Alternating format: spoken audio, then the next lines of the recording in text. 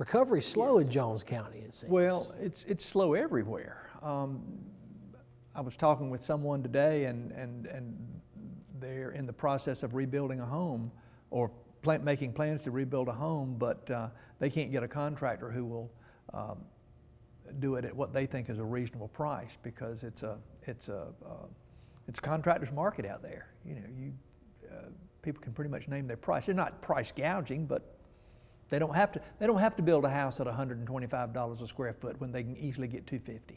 How on the radar is Pollocksville and its needs in the aftermath of Florence, but here with Dorian knocking on our door? Someone asked me the other day, how are we preparing? And I said, well, there's not a whole lot to prepare other than to make sure our utility services work. We have our own water system, we have our own sewer system, and they were damaged in Florence. They've been repaired.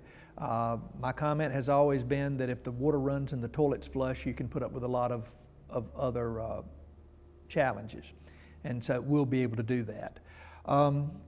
There's just not really a whole lot to do. We would have boarded up our town offices and everything, but they were damaged with Florence, and so that's not an issue.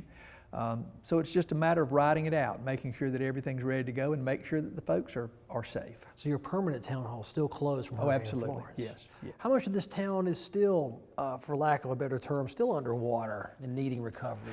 Oh gosh, we had a fair number of rental properties, and so the owners have decided not to repair those, and so I can think of probably 8 or 10 structures that may not even be repaired at all. They may be a part of the FEMA buyout program. The positive thing is we've had a lot of folks come back. We've had more folks coming back than I thought. They've rebuilt their homes. Some of them are in their homes. Some of them are in there kind of halfway, but they're not living in a FEMA trailer anymore. Do future storms now worry you a bit? Sure, they really do.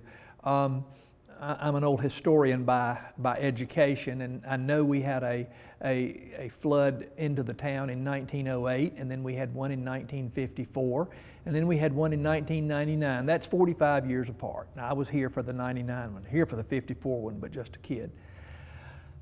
I'd always said that I'm going to go on the 45-year rule, and so I won't have to worry about anything about Hurricane Floyd. Who would have known that 19 years later we would have something worse with Hurricane Florence?